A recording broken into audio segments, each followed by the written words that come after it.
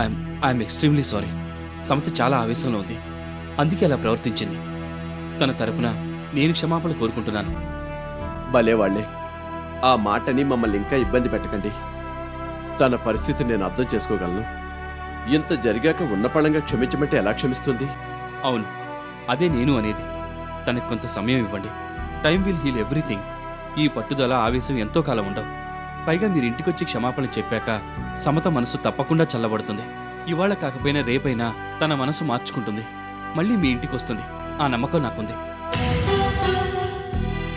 నువ్వేం బాధపడకు సుధీర్. సమతను తిరిగి నీకు అప్పగించే పూచి నాది. మీ ఇద్దరూ కళకళ్లాడుతూ కాపురం చేసుకోవాలనే నేను సుప్రతీక మొదటి నుంచి కోరుకుంటూ వచ్చాం. సమత చిన్నపిల్ల, మొదటి నుంచి కొంచెం ఆవేశం ఎక్కువే. పైగా తనను కొంచెం గారాబం చేసి పెంచాం, అందుకే అంత తేలిగ్గా తన మనసు మార్చుకోలేదు. పైగా తన అభిమానం, అహం బాగా దెబ్బతిన్నాయి. ఆ బాధలోనే ఇలా మాట్లాడింది. ఇది ఎక్కువ కాలం ఉండదు. త్వరలోనే తన మనసు మార్చుకుని మీ దగ్గరికి వచ్చేస్తుంది. ఆ హామీ మీకు నేనిస్తున్నాను. సమతను తిరిగి మీకు అప్పగించే పూచి నాది. తను మళ్ళీ మీ ఇంటికి తిరిగొచ్చేదాకా నేను నిద్రపోను, సరేనా? ఇంతకు ముందు తెలియక మిమ్మల్ని చాలా ఇబ్బంది పెట్టాను. నానా మాటలని బాధ పెట్టాను. ఇప్పుడు తెలిసి ఇబ్బంది పెట్టాల్సి వస్తోంది. చచ్చా, అదేంటి? ఇందులో ఇబ్బంది ఏముంది? పిల్లల సుఖ సంతోషాల కోసం పెద్దవాళ్ళు ఏమైనా చేస్తారు. సమతని ఎలాగైనా కన్విన్స్ చేసి మీ దగ్గరికి పంపిస్తాను. నువ్వింక ఈ విషయం గురించి ఆలోచించి మనసు పాడు చేసుకోవద్దు. అసలు ఇది మనం ఎంతో హ్యాపీగా ఉండాల్సిన సమయం. అపార్థాలన్నీ తొలగి అసలు నిజాలు బయటకు వచ్చాయి. ఒకళ్ళనొకళ్ళం బాగా అర్థం చేసుకున్నాం. మీరు ఇంకా దీని గురించి ఎక్కువగా ఆలోచించకండి, మర్చిపోండి. సమత సంగతి నేను చూసుకుంటాను. Please give me a little time. భలే వాళ్ళే, మీకెంత సమయం కావాలంటే అంత తీసుకోండి. సమత మమ్మల్ని మనస్ఫూర్తిగా క్షమించేదాకా మేము ఓపిక పడతాం. అది మా బాధ్యత కూడా. అయ్యో, టిఫిన్ల సంగతే మర్చిపోయాను. ఓ నిమిషం రిలాక్స్ అయ్యి టిఫిన్లు చేయండి. వద్దండి, మేమిక బయలుదేరుతాం. సమత మనసు మారేంత వరకు నేను సుధీరు ఓపిగ్గా ఎదురు చూస్తాం. ఆ బాధ్యత అంతా మీ మీద ఉంచుతున్నాం. మీ మంచి మనసు గురించి, మీ సామర్థ్యం గురించి మాకు తెలుసు కాబట్టి సమత ఎప్పటికైనా మనసు మార్చుకుంటుందనే ధైర్యంతోనే మేము ఇక్కడి నుంచి బయలుదేరి వెళ్తున్నాం. షూర్ షూర్, మీకు ఆ విషయంలో ఎటువంటి అనుమానం అక్కర్లేదు. సమత చాలా తెలివైన పిల్ల, త్వరలోనే రియలైజ్ అవుతుంది. మీరు ఇంకేం ఆలోచించకండి. పద, మనం ఇక బయలుదేరదాం. మేమిక బయలుదేరతామండి. Once again I'm sorry for everything. No, it's okay. Please relax. ఇంటికి వెళ్ళాక కూడా దీని గురించి ఎక్కువగా ఆలోచించొద్దు. సమత మనసు తప్పకుండా మారుతుంది. త్వరలోనే మీ దగ్గరికి తిరిగి వస్తుంది. నువ్వు హాయిగా ఆనందంగా ఉండు. ఎటువంటి టెన్షన్స్ పెట్టుకోవద్దు. అలాగేనండి. Thanks a lot for everything. You are always welcome. వెళ్ళొస్తామండి. మంచిది. సుప్రతీకను మళ్ళీ ఎప్పుడైనా పర్సనల్గా కలుసుకుని క్షమాపణ చెప్తాను. అలాగే.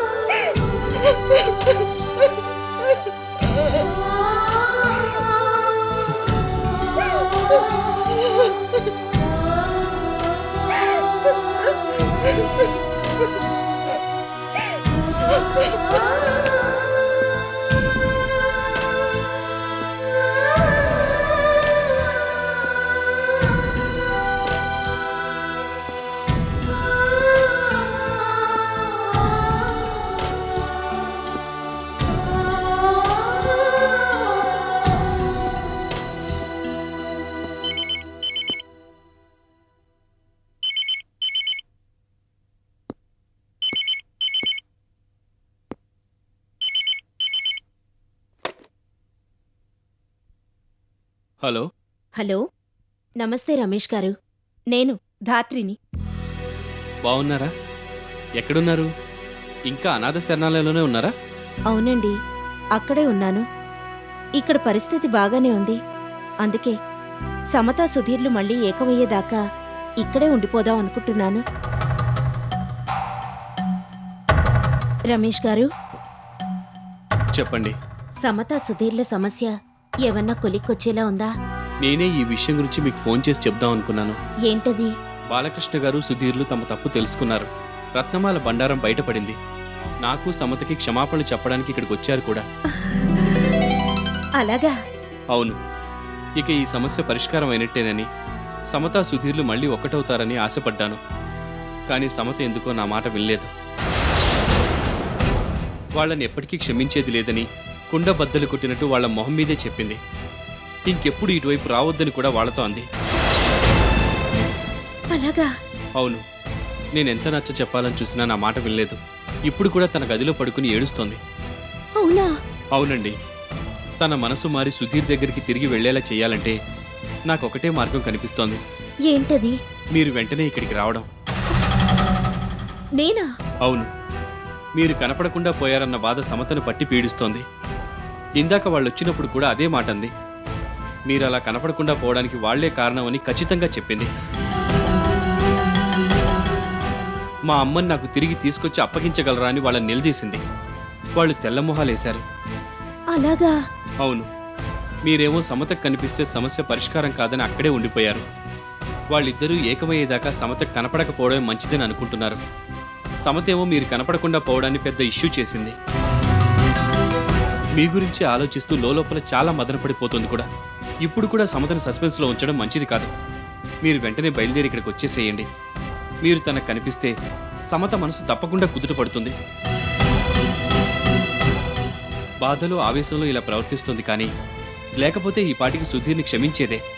మీరు తనకు కనిపిస్తే సమత మనసు చల్లబడుతుంది, సరైన నిర్ణయం తీసుకోగలుగుతుంది. నా మాట విని మీరు వెంటనే బయలుదేరి ఇక్కడికి వచ్చేసేయండి. హలో. ఆ, చెప్పండి. నా మాట విని మీరు వెంటనే బయలుదేరి ఇక్కడికి వచ్చేసేయండి. ఇందులో ఆలోచించాల్సింది ఇంకేమీ లేదు. సమతకి నేను చెప్పాల్సింది చెప్పాను. తల్లిగా మీరు చేయాల్సింది మీరు చేయండి. అసలు మీరు తనకు కనిపిస్తే చాలు, సమస్య పరిష్కారం అవుతుందన్న నమ్మకం నాకుంది. అంతేనంటారా? నేను బాగా ఆలోచించే ఈ నిర్ణయం తీసుకున్నాను. సుప్రతికి ఎలాగూ ఊళ్ళో లేదు. తనుంటే సమతకి ఎలాగోలా నచ్చజెప్పేదేమో. సమతకి ఎలాగైనా నచ్చజెప్పగలనన్న నమ్మకం నాకుంది. కానీ మీరు తనకు కనిపిస్తే సమస్య మరింత త్వరగా పరిష్కారం అవుతుందని నా ఆశ. అయితే నన్ను వెంటనే బయలుదేరి అక్కడికి వచ్చేయమంటారా? అవునండి. ఈ విషయంలో ఆలస్యం చేయడం మంచిది కాదు. సరే, నేను వెంటనే బయలుదేరి అక్కడికి వచ్చేస్తాను. నేను వచ్చేంత వరకు సమతని జాగ్రత్తగా చూసుకోండి. ఆ విషయం నాకు వేరే చెప్పాలా? అలాగే చూసుకుంటాను. మీరు మాత్రం వెంటనే బయలుదేరండి. అలాగే, రేపటికల్లా అక్కడ ఉంటాను. సరే. ఉంటానండి. ఆ.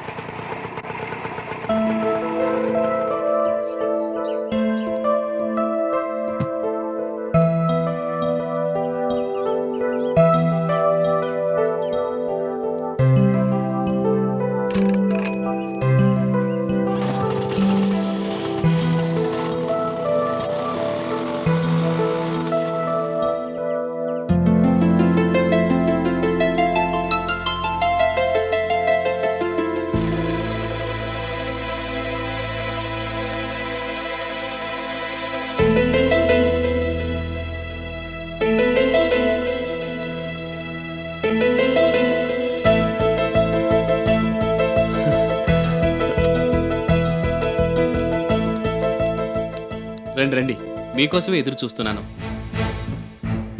సమత ఎలా ఉంది? బానే ఉంది, డోంట్ వరీ. మీరు వస్తున్నట్టు తనకి చెప్పలేదు. తను సర్ప్రైజ్ చేద్దాం అనుకున్నాను. ఇప్పుడు ఎక్కడుంది? పైన తన గదిలో ఉంది. రండి వెళదాం. సూట్ కేసుని Gopi తీసుకొస్తాడులేండి.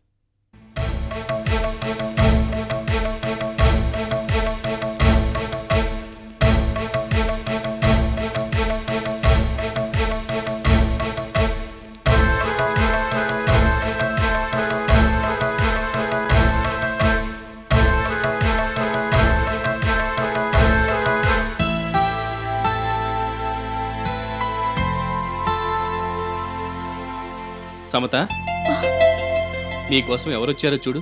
It's a big surprise for you.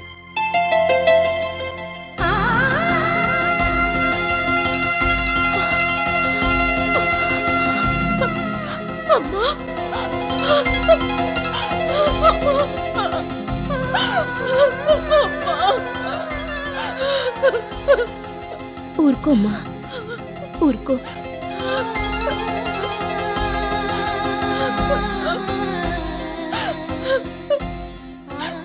ఇన్నాళ్ళు ఏమైపోయావమ్మా? ఎక్కడికి వెళ్ళావు? అసలు ఎందుకు ఇలా చేసావు?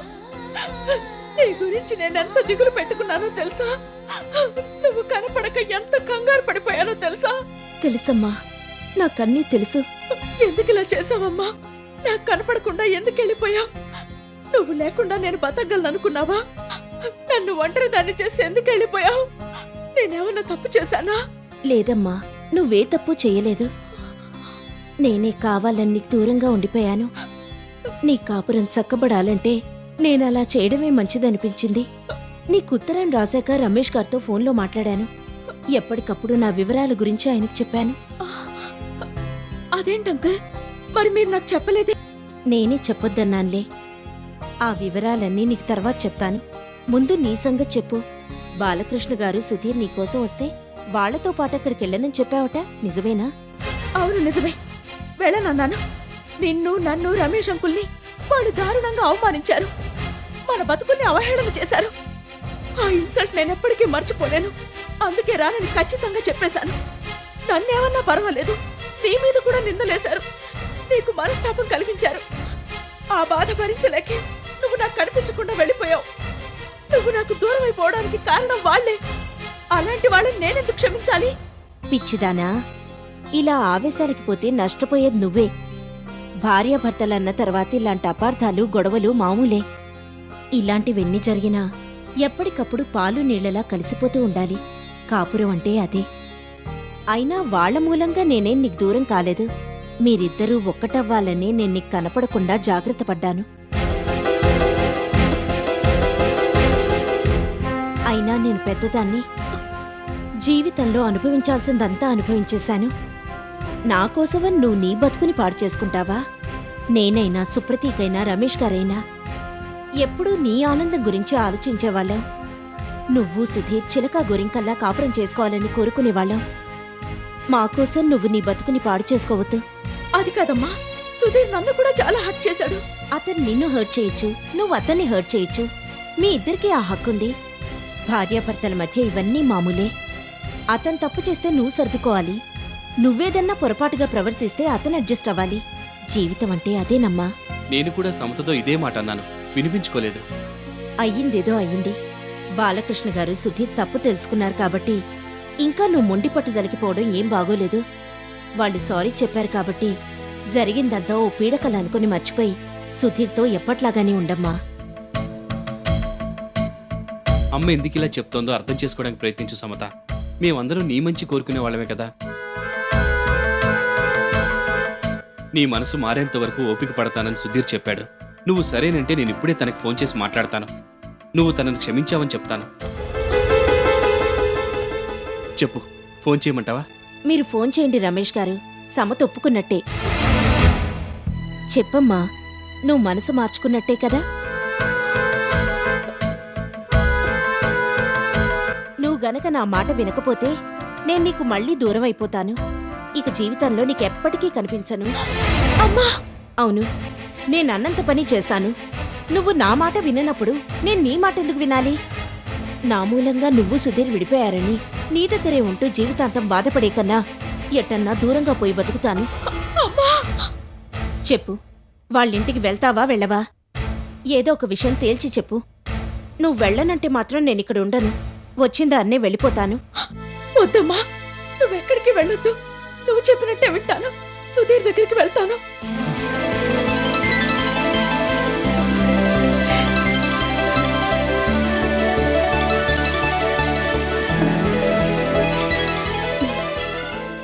నాకు తెలుసమ్మా, నువ్వు నా మాట వింటావని నాకు ముందు నుంచి తెలుసు. ఇప్పుడు నాకెంత సంతోషంగా ఉందో మాటల్లో చెప్పలేను.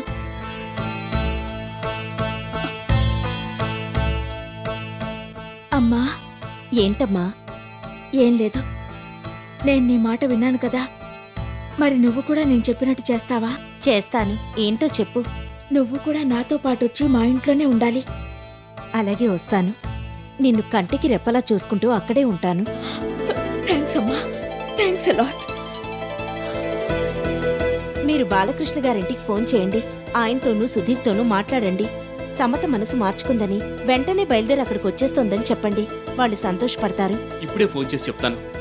సమత రాక కోసం వాళ్ళు ఎంతో ఆత్రంగా ఎదురు చూస్తున్నారు. తను అక్కడికి పంపిస్తానని నేను వాళ్ళకి మాట ఇచ్చాను. కానీ తను ఇంత త్వరగా మనసు మార్చుకుంటుందని నేను అనుకోలేదు. I'm feeling very happy and relieved. God bless you my child. ఇక నుంచి ఏ గొడవలు లేకుండా నువ్వు సుధీర్తో హాయిగా కాపురం చేసుకోవాలని మనస్ఫూర్తిగా కోరుకుంటున్నాను. Thank you uncle.